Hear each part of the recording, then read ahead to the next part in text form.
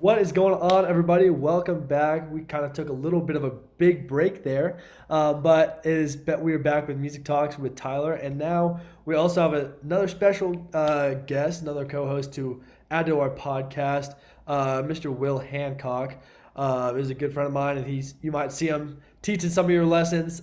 He's been teaching some students and stuff, and so we're kind of gradually hosting this podcast together. So on future episodes, you'll see us together, and yeah, it's been awesome.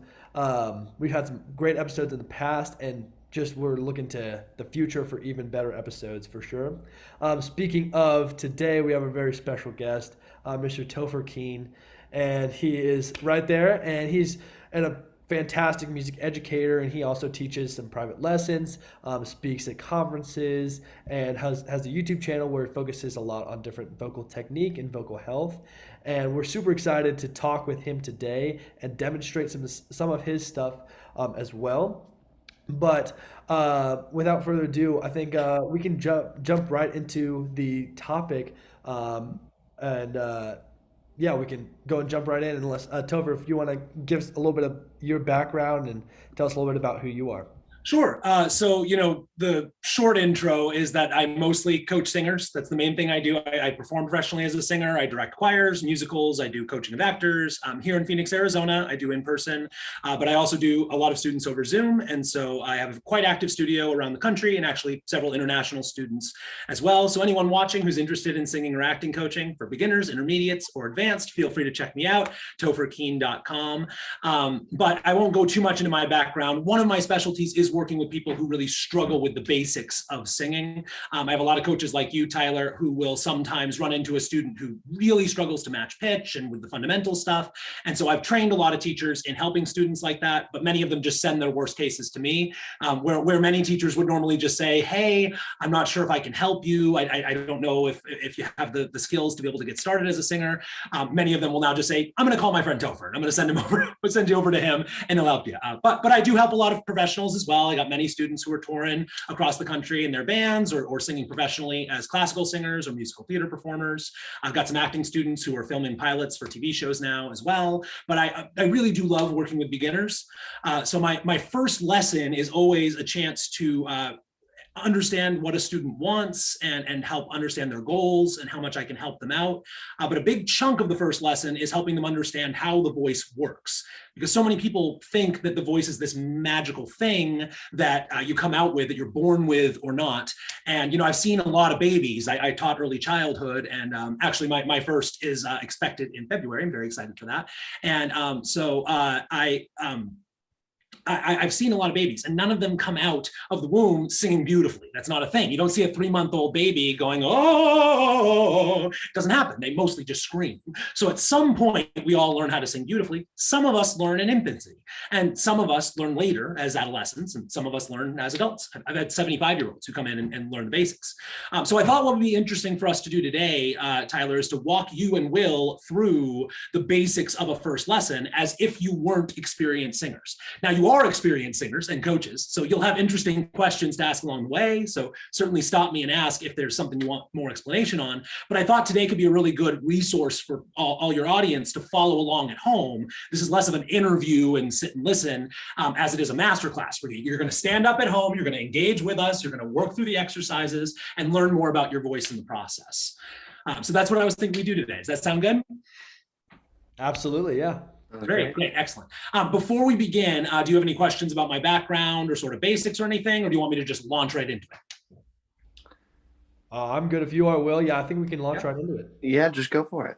Wonderful. Sounds good. All right. So probably to make the sound a little bit easier, I'm going to ask you guys to stay on mute. And then at certain times when you're echoing back and forth, you can come on off and we can assess the sound that we're hearing. The trick for everybody at home is that I can't hear you. Obviously, this was recorded, a day ago, a month ago, a year ago, 1,000 years ago. Who knows how long YouTube will last?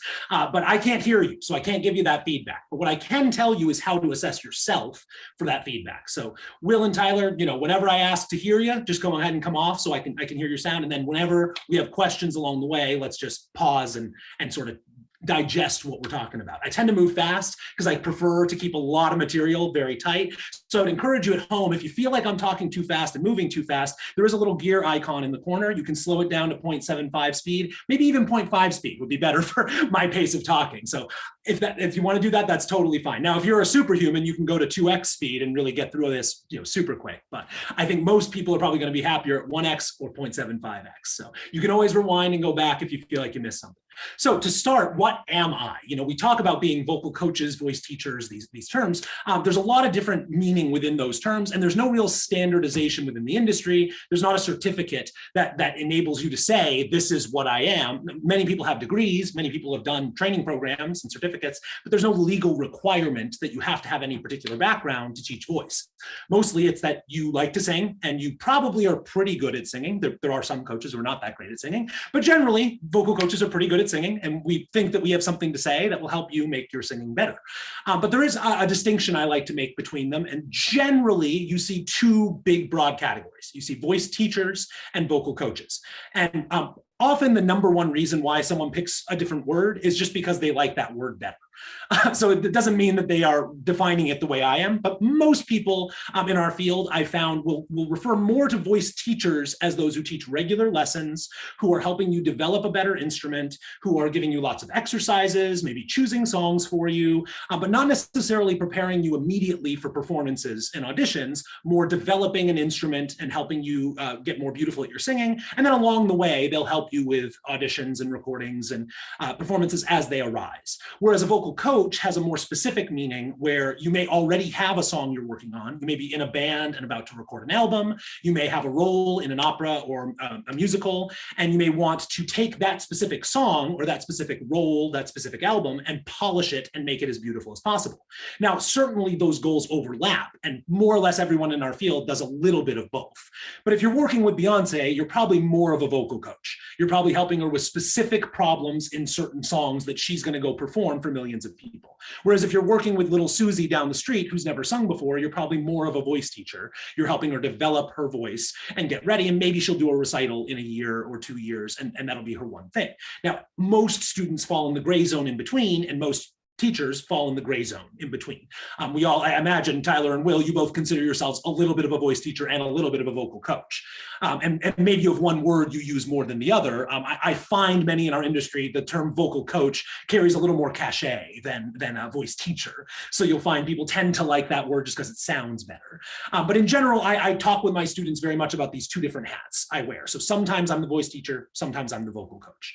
But in general, I like to refer to myself with a different term that I think I picked up from Brett Manning, who's one of the speech level guys. I'm not sure who I stole it from, but he referred, the person I was listening to referred to themselves as a voice builder. And I really like that word, voice builder, because I don't think so much on the technique practice side. I think more on the building, training, developing the physical instrument side.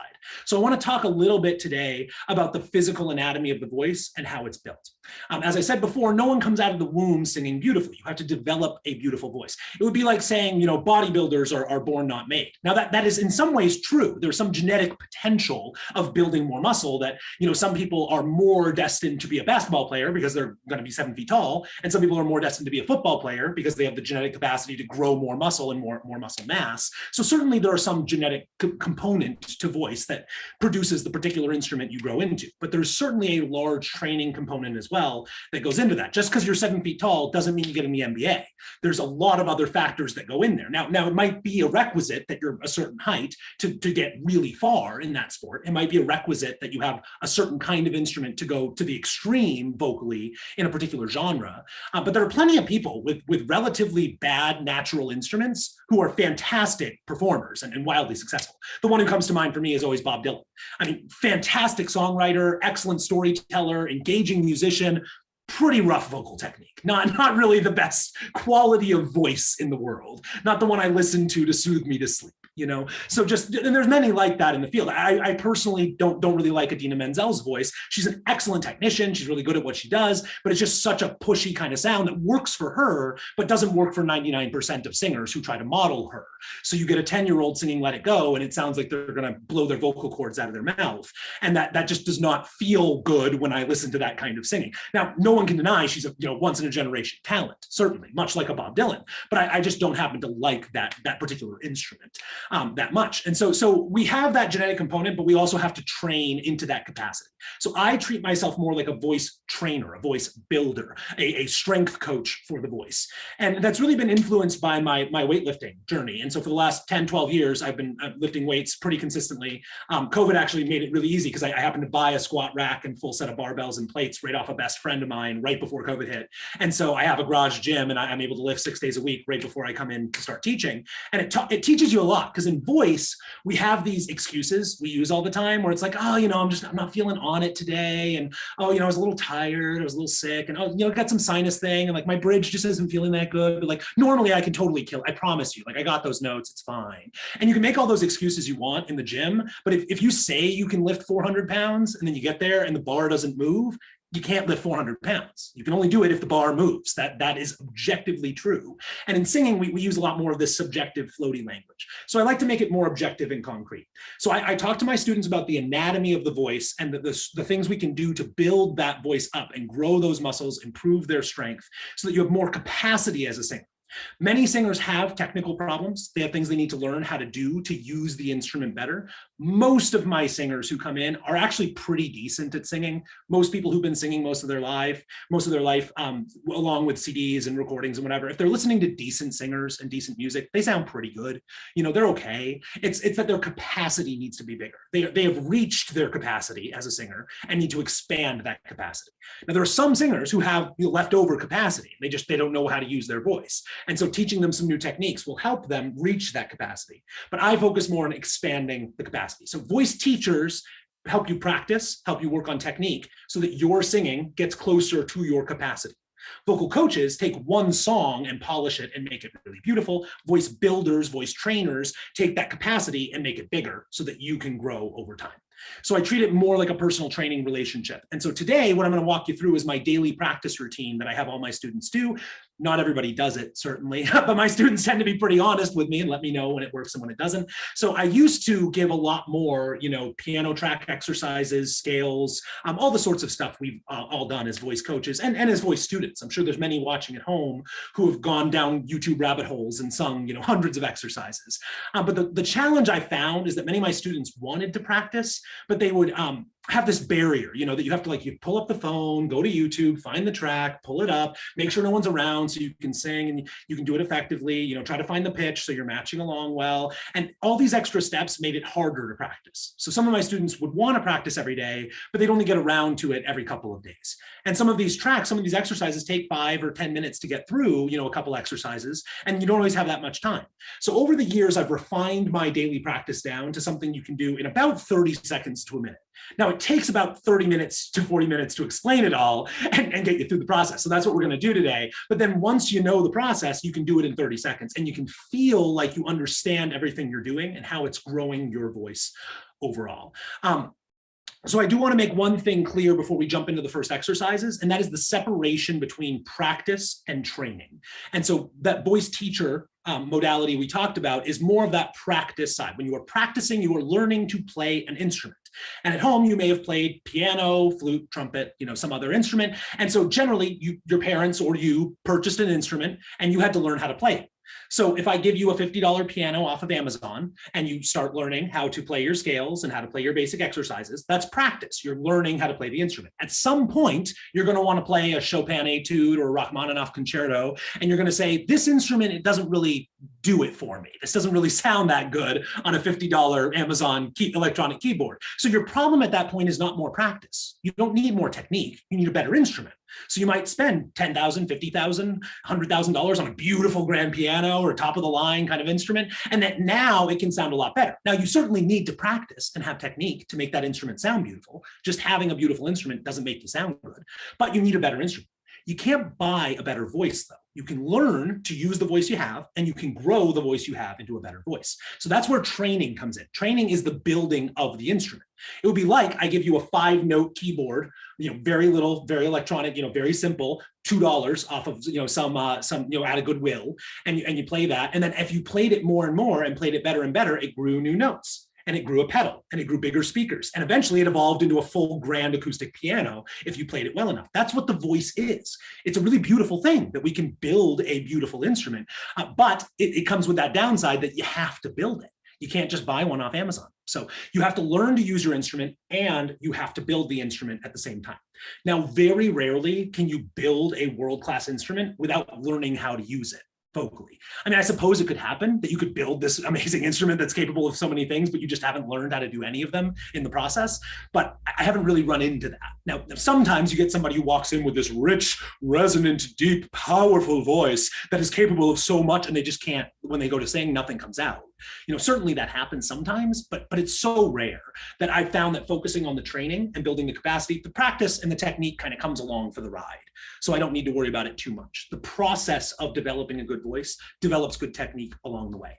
But the process of just developing good technique does not always train and develop the voice as much as it could. Because you can learn practice in a 1-hour lesson once a week. And you can learn technique from reading books and from watching YouTube videos. But you can only develop the voice from singing consistently day after day, 5 minutes a day, 10 minutes a day. I tell my students that it's much like brushing your teeth.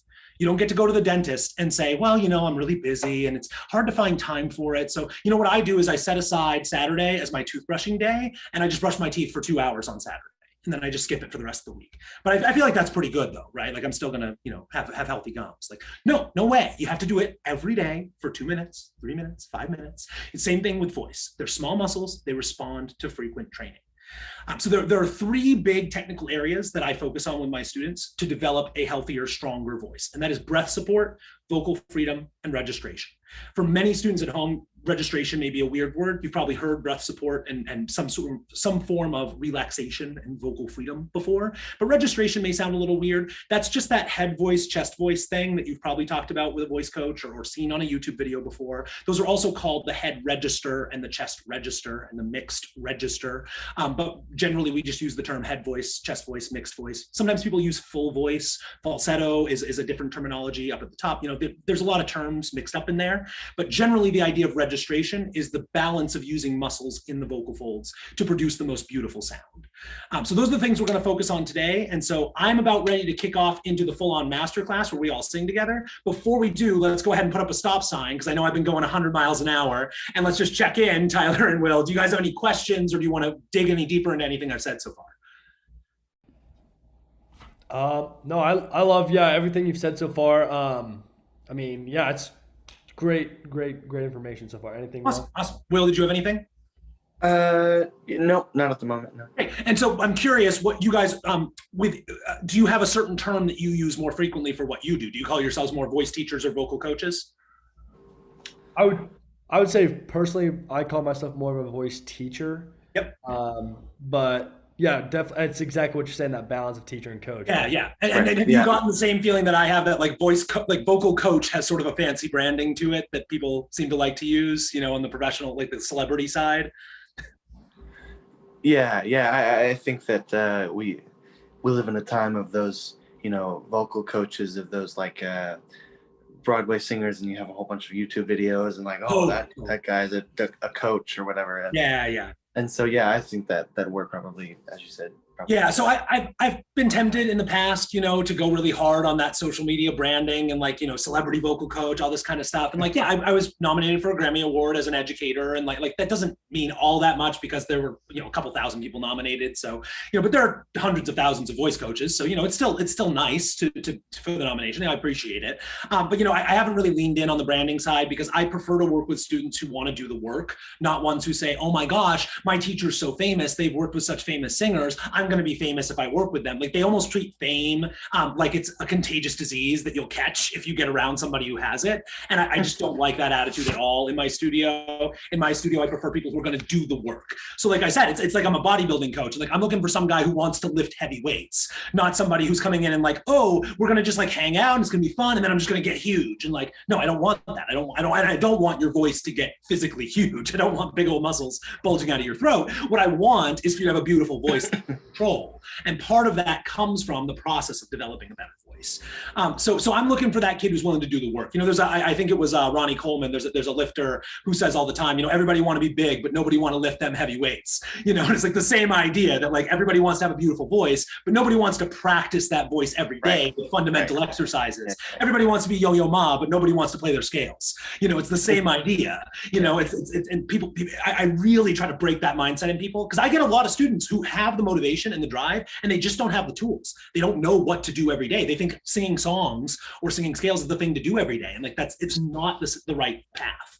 So what do you say to those people who do kind of maybe need to expand their range or expand, you know, their mindset of something? What do you say to those singers who, I mean, really just say that they can't sing? You know, you get a whole bunch of people, like, I can't sing. I do certainly get those people. And, you know, it's always personalized to the person's individual situation. What I find is that usually it's triggered by one particular event in their past. You know, they auditioned for a show and didn't get the role, or they had mom say, you know, will you stop singing around the house? You can't carry a tune in a bucket. You know, and like my mom was probably joking at the time. You know, like when the elementary school teacher tells you to just mouth the words in the concert, they're not saying never sing for the rest of your life. They're just saying, hey, you're kind of screaming and shouting and like sticking out, and all the parents are gonna, like, people might make fun of you. Like, I'm trying to help you here, you know, kid. I don't want you to be embarrassed. You know, it's generally coming from a good place. Sometimes there are malicious people who you know, really are being aggressive and painful and hurtful toward a child intentionally by criticizing them on their voice. But most of the time, I think it does come from a good place. It's not intentionally traumatic.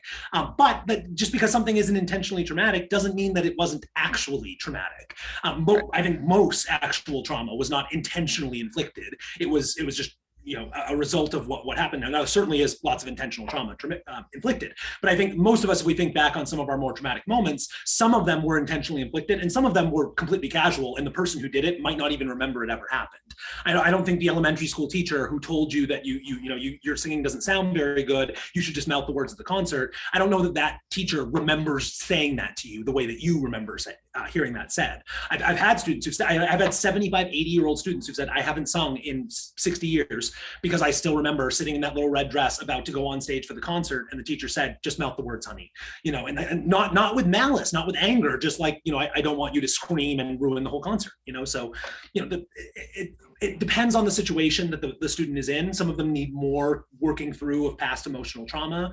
That's actually what my first book is about. So I've taken an approach in writing my book on basically saying that most books that say that they are how to sing are not actually how to sing. They are how to sing well. They assume that you sing, and then they take that singing and make it better. And I'm actually taking it from more of the mindset approach of, you don't sing, you don't open your mouth, notes don't come out in front of anybody. And so how do we get over that, you know, mental, emotional, psychological stuff and get to a place where we can comfortably sing in front of others, even if it doesn't sound great? Because lullabies with the children, Christmas carols with the family, even happy birthday at you know, Chili's when you're hanging out with the rest of the workplace, you know, it's like that.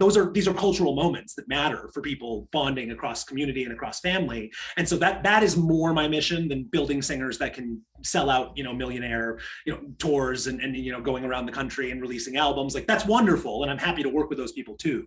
But my most rewarding work is somebody who otherwise would not have ever sung lullabies to their children and their grandchildren because they were too afraid to open their mouth. And now, after having worked with me for a single day or maybe 6 months or maybe a year, now I know for sure they will feel comfortable singing along with their kids. And that transforms a culture, because we have a culture now of kids that don't get sung to, and kids and parents that don't sing together. And all the joys and wonders that technology and recording and all this stuff have brought us have also brought us a society that doesn't sing anymore.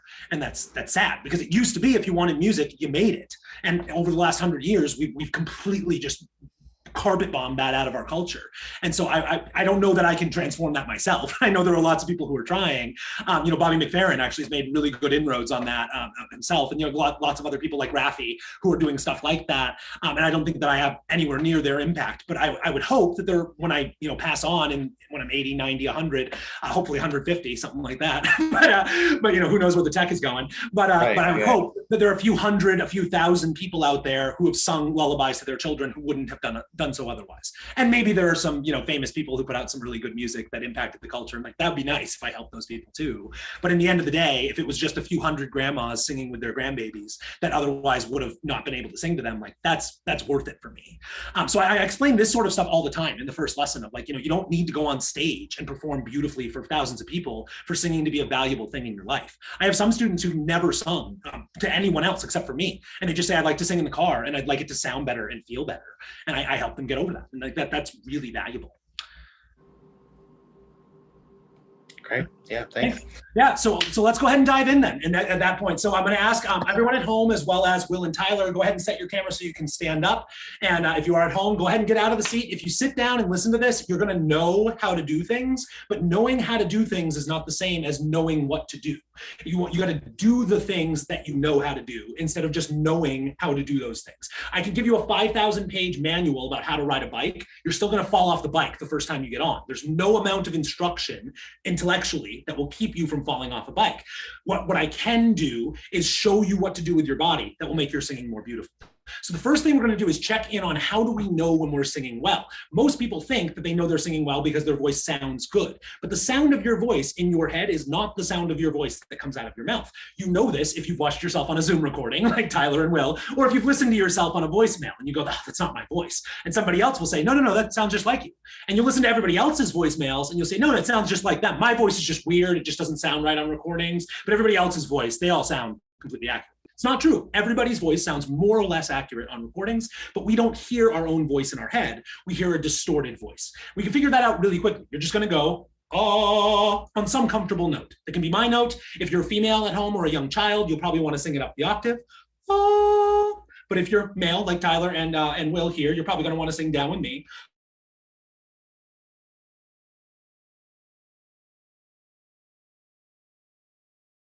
Good. Now try and sing it exactly the same way. We're going to do it 3 times in a row, exactly the same. Pay attention to 2 things. How does it sound and how does it feel? Ah. Try it again. Ah. One more time, exactly the same. How does it sound? How does it feel? Ah. Good. Now we're going to mess around with it a little bit. Sing it exactly the same every time. Pay attention to the sound and the feeling. Take your hands like this and cup them behind your ears. And then go, ah. It should feel the same, but it probably sounds a little different. Now cup your hands in front of your ears like this. Ah, exactly the same. Feels the same, sounds different. Cup your hands in front of your mouth. Ah, feels the same, sounds different. Put your thumbs in your ears. Ah.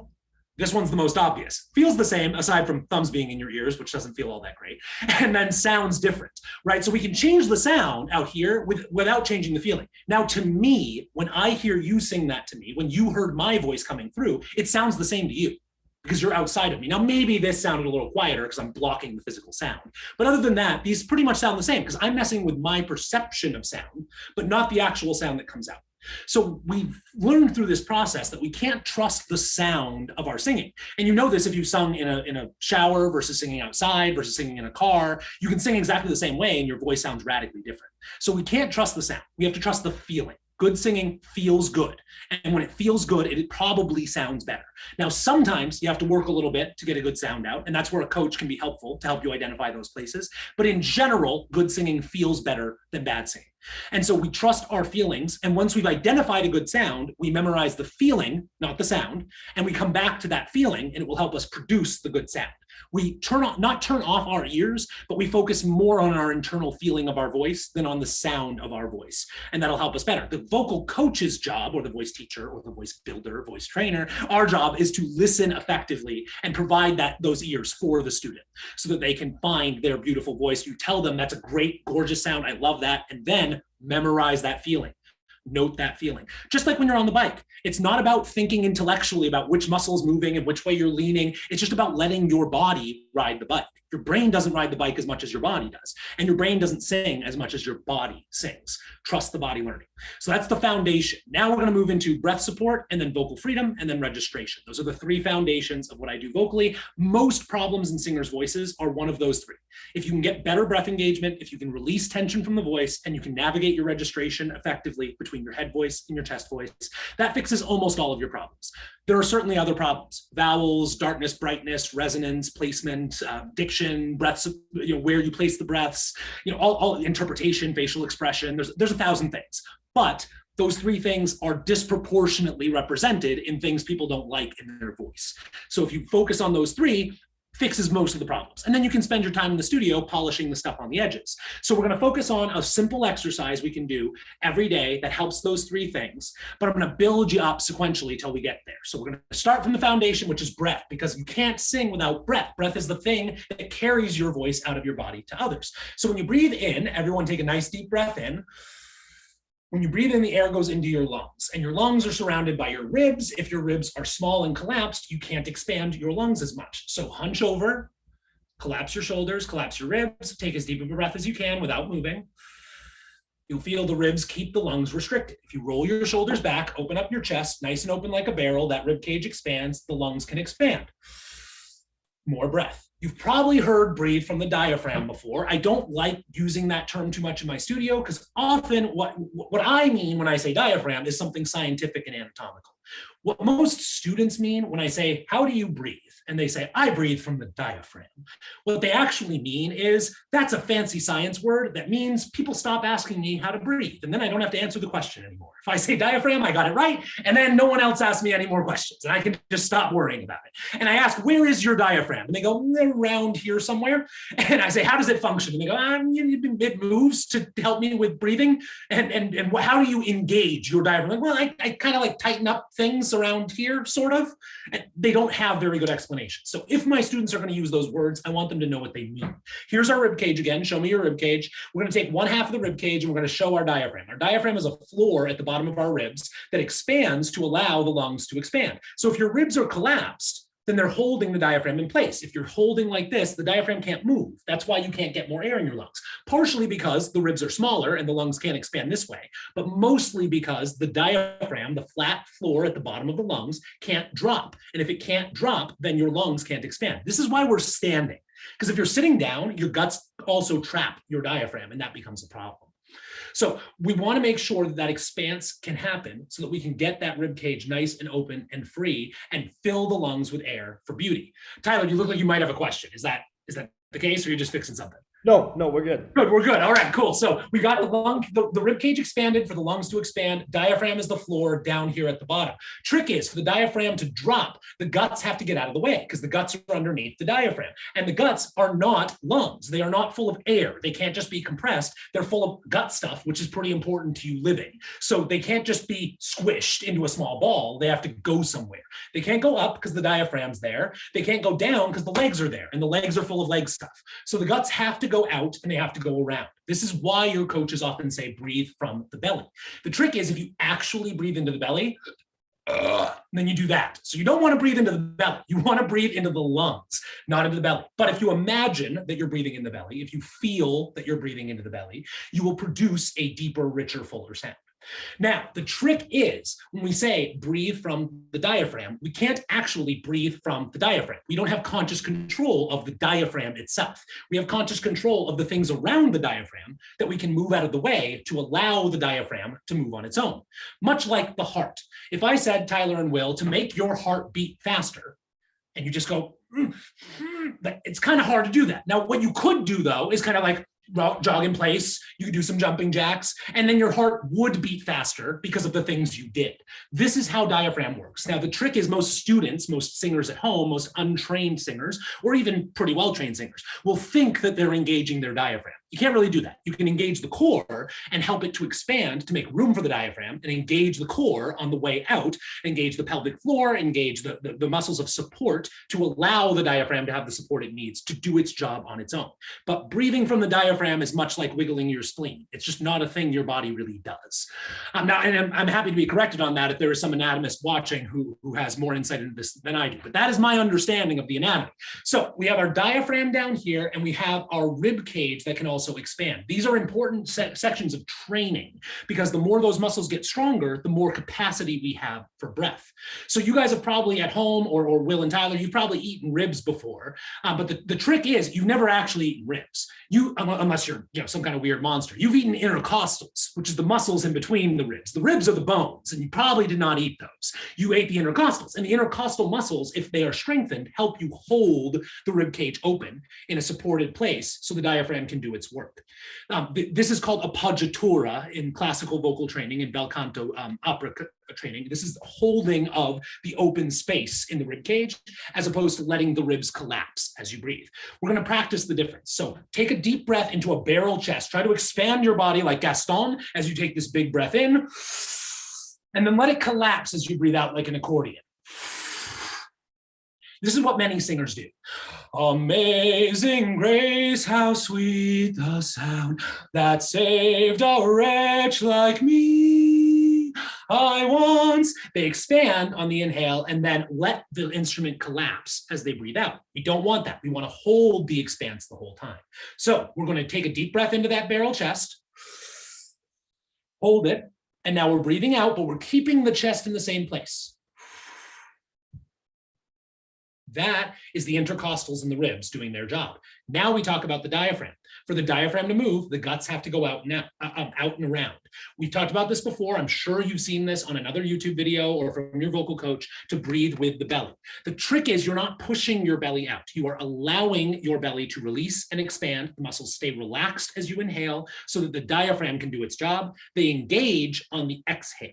So you're going to do an exercise with me, really simple, really quick. You're going to take your hands like this, show me your palms, touch your fingertips together, and you're going to put your hands on your belly so that your fingertips are touching right here. As you breathe in, you want your fingertips to slightly come apart as your belly relaxes and expands. And as you breathe out, your fingertips should come back together as your belly comes in. It's a little counterintuitive because many people suck their belly in as they breathe in air, in and in. It makes sense, right? But it actually doesn't make sense, because if you want more air in your body must get bigger. So don't think in and belly out. Think in and bigger, because in and bigger makes more space for in. Out and smaller means that the air is coming out. If your body gets bigger as you breathe out, that's a problem. If your body gets smaller as you breathe in, that's a problem. You want your body to get bigger as you breathe in to hold more air. That is important. Yes, Tyler.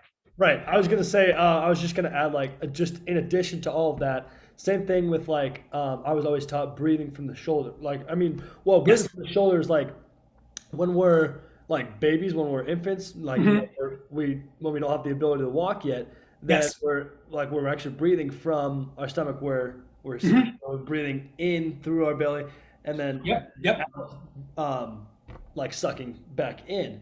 Yep. But then as we evolve, then kind of gets weird, and we start to breathe the wrong way. So it's actually I've always heard the term breathe like a infant, or breathe like breathe like a baby. And if you have a baby at home, if you have access to a younger sibling, a younger cousin, or if you see a child sleeping, you will see their belly rise and fall as they are sleeping and breathing, because they breathe naturally from there. And yes, Tyler, you're right that as we grow older and develop, we tend to see other people breathing in their shoulders and chest like this.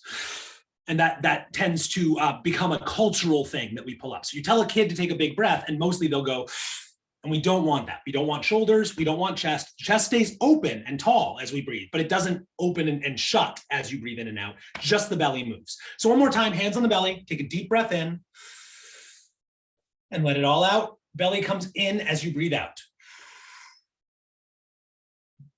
Relax, breathe in, and make the body bigger. Engage the core muscles and breathe out as the body gets smaller. A good mental image that I stole from Coach Roger Love is to think of a string inside your belly button tugging in as you breathe out, pushing that air out. So you're engaging the belly muscles to support the air as it comes out. Take another deep breath in. This time, hiss it all out from the belly button. Now, this is where vocal freedom starts to come in. What can happen is you start pushing from the throat instead of pushing from the belly. The way to check that is to move your neck gently side to side. And if you do, and the pitch and intensity of the hiss changes, that tells you that there's throat tension, that you're engaging the throat too much. So listen to the difference. This is what it sounds like when the throat is tight. You might feel like this is happening at home.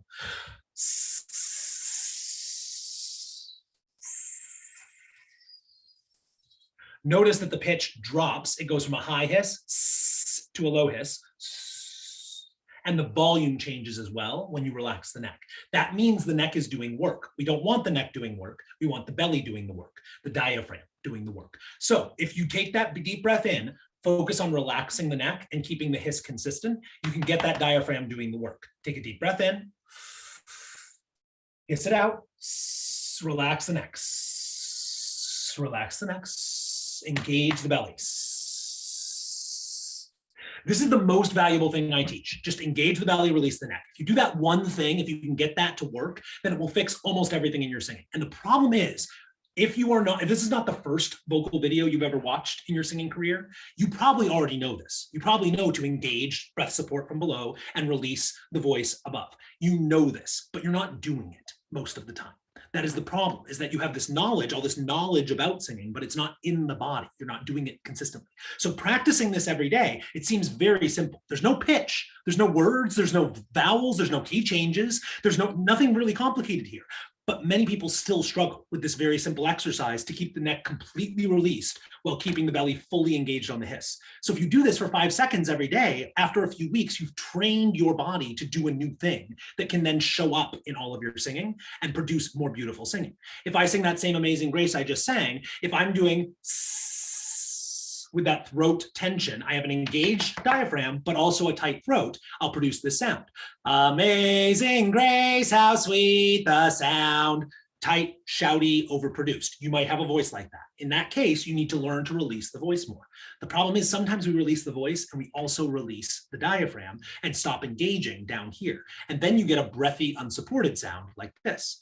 Amazing grace, how sweet the sound. It's a very relaxed sound. There's no tension in there at all, but it's not beautiful because it's not supported. So it needs to be both supported, amazing grace, and released. Amazing grace. When you do both of those together, you get amazing grace, how sweet the sound. That comes from support plus relaxation and freedom. So one more time, here is the hiss with the release. Deep breath in. Hiss, move the neck, and release. Lovely. Tyler, what did you want to say? I just wanted a quick add. I think Will unfortunately is not able to finish up the episode with us, but yeah. So just want to thank Will. Thanks so much for all your help, Will. Thank you, Will. It's been awesome, and I'm looking forward to seeing you again sometime soon, man. Exactly. Yeah. Don't worry, you'll get to watch after and finish up without us. So I will. I'll send Tyler my questions, and so. Great. Thank you, Will. Appreciate it. Yeah. Have a great day. Bye. Awesome. Thank you, guys. Thank you. So audience at home, we are standing up. We're back in that engaged breath support, and we are going to do that hiss one more time just so we remember where we left off. So take a big, deep breath into the diaphragm. Hiss it out and release the neck. Now, you've probably already identified one of these is easier for you than the other. And this is the major split between students. The first major division is, are you a tighter singer who can engage more easily but has a lot of tension in the throat? Or are you a more relaxed singer who lacks the support in the diaphragm and the breath support? So it's the difference between amazing grace, how sweet the sound, and amazing grace, how sweet the sound. If that's more of your sound, you need more breath support. If the first one is more of your sound, You need to learn to release the tension in the throat. So you might have both of those problems. Most singers have both of those problems, but generally one of them is more of a problem than the other. So that tells you where to start your focus, either on more support or on more freedom. These two come together because they are sort of in tension with each other. As you increase support, you tend to increase tension. As you increase relaxation, you tend to decrease your engagement in the belly. So this is the main thing we have to train. We have to train our bodies to know how to engage while releasing. And it's a difficult thing to do. It is not a complex thing to do. And this is something I actually really push in my studio, is that there's a difference between easy, difficult, and simple, complex. There are things that are very complex that are also relatively easy to do. There are also things that are very simple that are very difficult to do. A good example is most of us can probably ride a bike, I would imagine. Tyler, you can ride a bike, right? Right. Right. Can you ride a unicycle? I cannot, no. You cannot. Is a unicycle simpler or more complex than a bicycle? More complex, for sure. Is riding a unicycle, certainly, but a unicycle itself, is the unicycle more simple or more complex than a bicycle? Sorry, more simple than a bicycle. It's more simple. It doesn't have a handlebar. It doesn't have front wheels. Like, there's a whole bunch of stuff that a bicycle adds that a unicycle doesn't have. But riding a unicycle is much more difficult than riding a bicycle. So just because the bicycle is more complex does not make it easy. It does not make it more difficult. Just because the unicycle is more simple does not make it easier.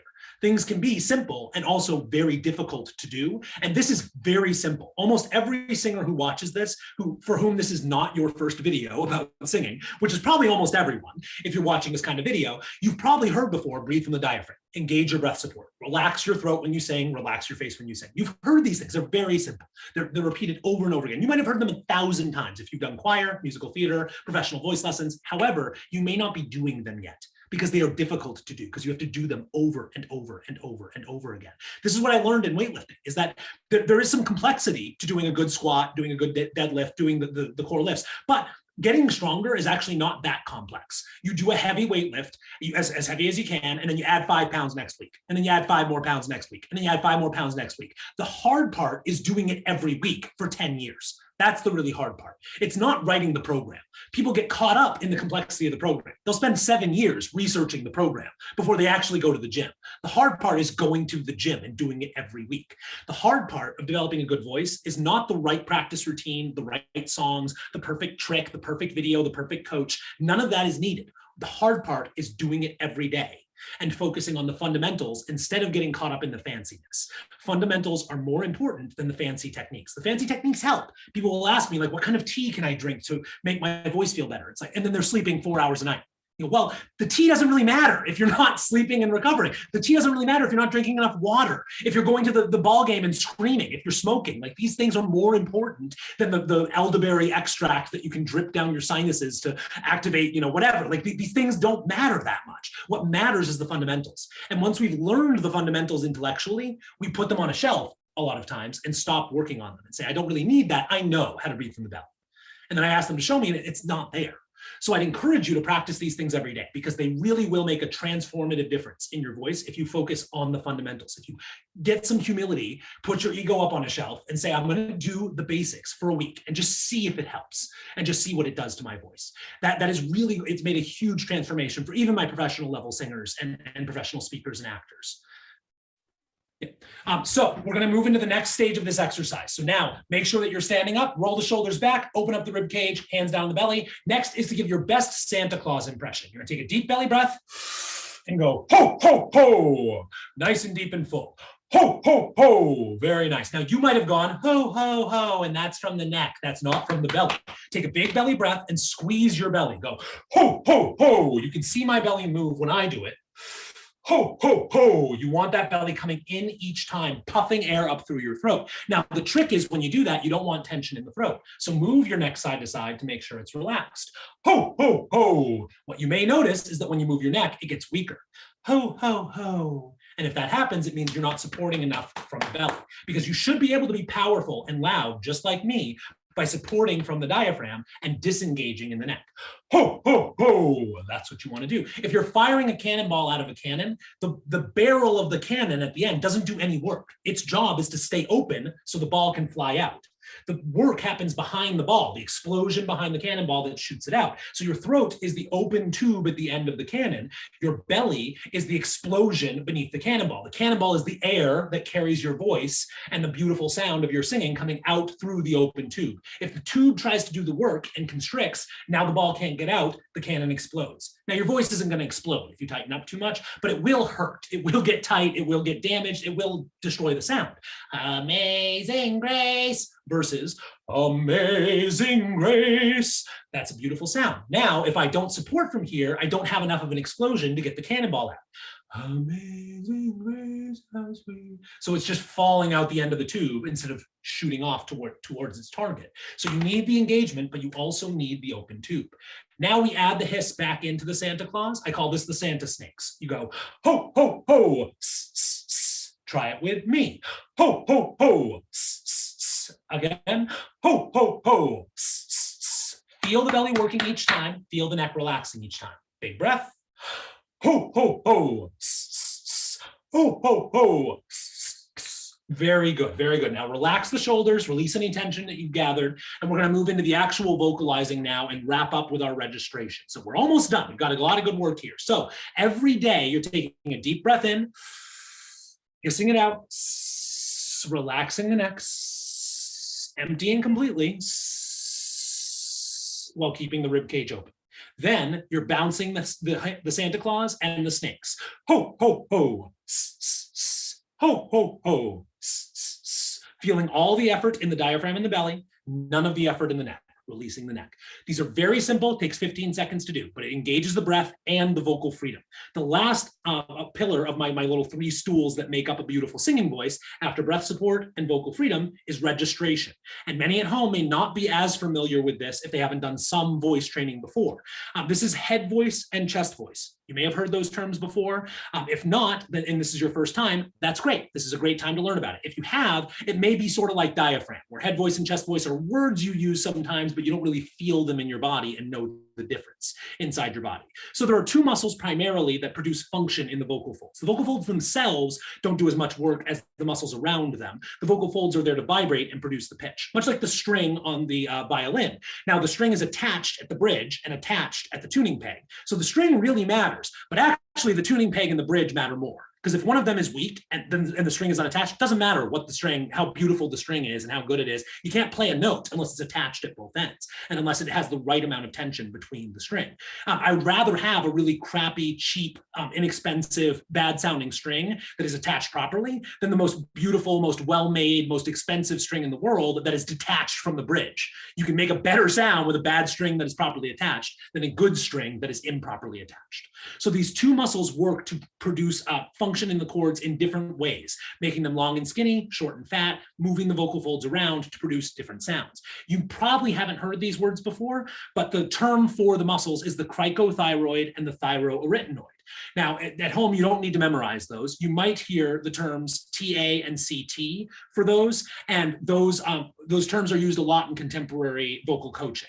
And so the easy way to remember that, and Tyler, as a vocal coach, we know all this anatomy stuff, but sometimes we forget which one is which. The easy way is that if it was easy, then the cricothyroid would be the chest voice, because they both start with C, and it's not easy. So it's the opposite of what's intuitive. The cricothyroid is the head voice and the thyroarytenoid is the chest voice. So if you just remember the chest voice doesn't start with C, then you'll know that it's cricothyroid, head voice, thyroarytenoid, chest voice. So those 2 muscles work in contrast to produce different sounds in your voice. You can feel your chest voice very easily by putting a hand on your chest and calling to a friend down the street. Hey!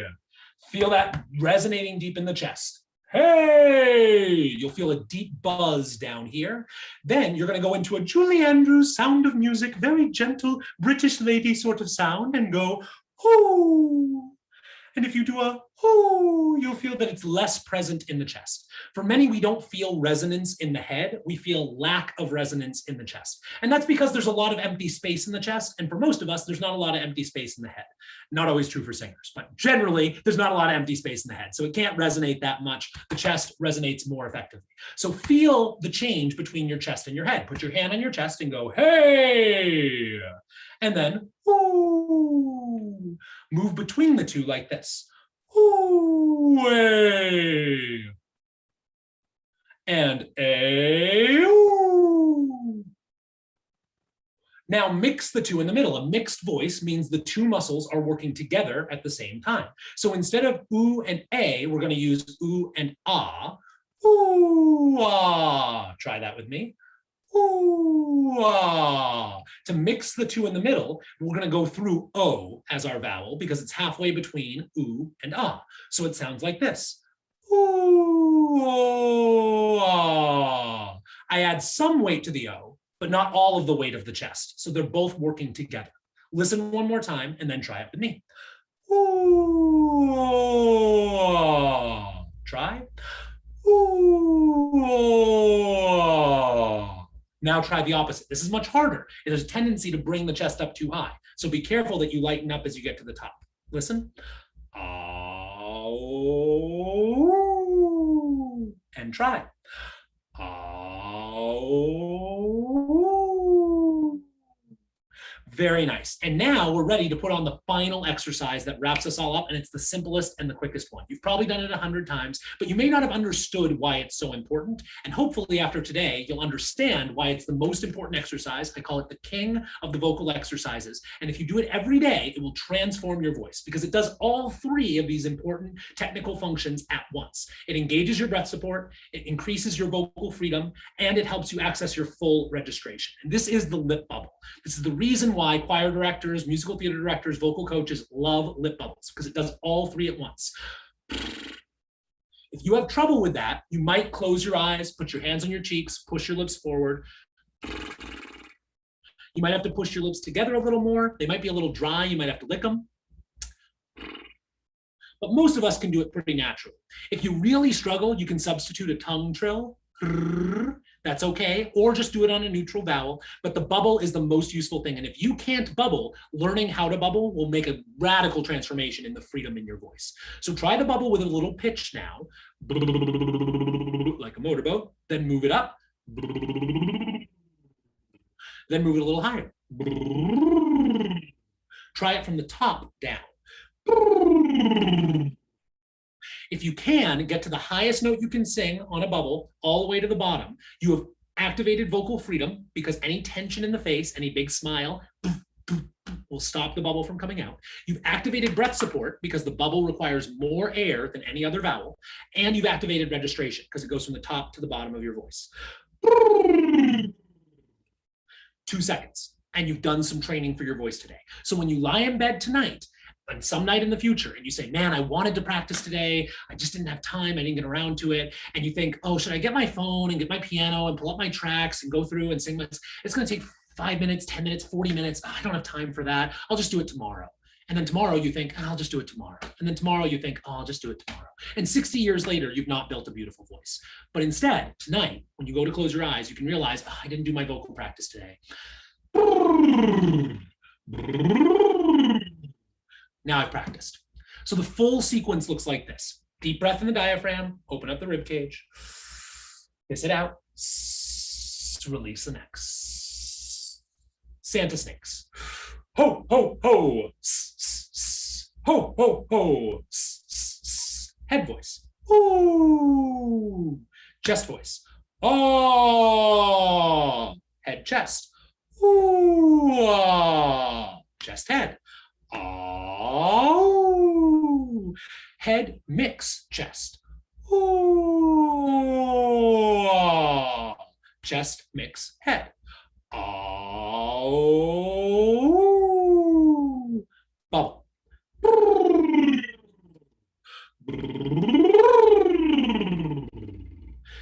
1 minute, 30 seconds, something around that. If you do that multiple times a day, when you're in the shower, when you're washing your hands, when you're brushing your teeth, when you're at a red light in the car, if you do it whenever no one's around because you don't want to embarrass yourself, if you do those things, you will train a stronger, more beautiful, more capable voice that can do more things and that will fix the problems in your songs. Singing songs will not get you there. They're too complex. There's too much going on to focus on fundamental technique. You have to do the training exercises every day to get that kind of growth. It's very, very important. So I would encourage encourage you to find those times in the day where you can do that. And sometimes, even if there's someone around and you feel like you'll be embarrassed, it's a bonus to do it in front of someone, because then you also get to practice stage fright and getting over laughing at yourself when you're kind of embarrassed for doing silly things in front of people.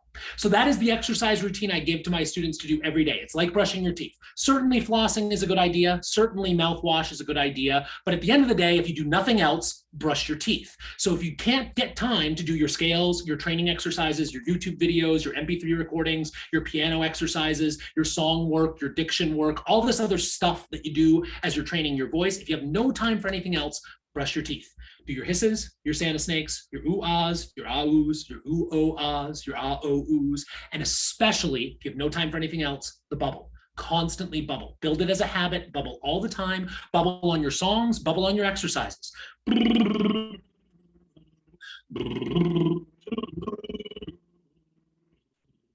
Amazing grace, how sweet the sound. Nothing will make a more beautiful voice than that. And that's it. Wow, thank you so much. I mean, I think we all kind of learned something here, including myself and Will. So thank you. Thank you so much for doing this. And, thank you, Tyler. It's been a lot of fun, and I appreciate you sharing the platform with your audience. I'm happy to be able to share this all with them. And I think I mentioned you before the call as well. I know that you are building up an email list and building up the studio. For anyone today who watches this video and signs up for the email list, you have a chance to win a free first lesson with me as well. So for any new subscribers to Tyler's list, you will get put in an entry for a free first lesson with Topher over Zoom, most likely, unless you happen to live in the Phoenix, Arizona area. I'm not traveling to you. So you probably will get that over Zoom. So I would encourage you to go ahead and check out my website if you like what you learned today. It is www.topherkeene.com. That is Topherkeene. And I'm sure Tyler will put that in the description below as well, so you can come and find there. I do acting coaching and singing coaching for all ability levels and all age levels, from beginners and children all the way up to advanced adults and professionals. I also do offer life coaching and career coaching services for people who are looking to make a career in the arts or just going through difficult transitions in their life. But at the end of the day, I hope that you will take this and use these exercises to make your voice more beautiful. Even if you're not a singer, these exercises will make a more beautiful and powerful speaking voice too. So the voice is really important. It is the main thing we use to express ourselves out to the world. And if you take it seriously and train it to make it more beautiful, it'll make every part of your life more effective and more beautiful. Absolutely. Yes. Thank you. Thank you so much. And to join that email list, I'll put all the links down below, but it's just tylersmusicstudio.com, and you can sign up for the email list there. But thank you so much. Is there any other social links that we can follow you? No, actually, I don't really do social media that much. My wife has pulled off it pretty much completely. You know, we're a little bit more hermits. I'm pretty active in my studio right now, and I don't need a ton of new students. I'm happy if anybody watches this and they'd like to try out my studio. I would love to talk to you. I do have some openings right now, but not a lot. So I'm not actively in the building phase right now. I'm more in the reclusive phase and just focusing in on my clients and my students and trying to get my book out in the next year as well. So I'm not very active on social. The website is the best place to find me, topherkeene.com. Right. And we'll put his book down below as well, so you can take a look at that. In the future at some point. Who knows? Thank you. Yeah, thank you so much. And thank you, Tyler. Some of my current students, you might even see him. He might even pop in sometime in the future for some sort of. Be happy to do so. Yeah. Yeah. So, Masterclass would be great. If you have a studio class day, then I'd be happy to pop in and do a workshop with your guys too. Awesome. Thank you so sir. much. I appreciate it. You have a Thank you. Bye, everybody.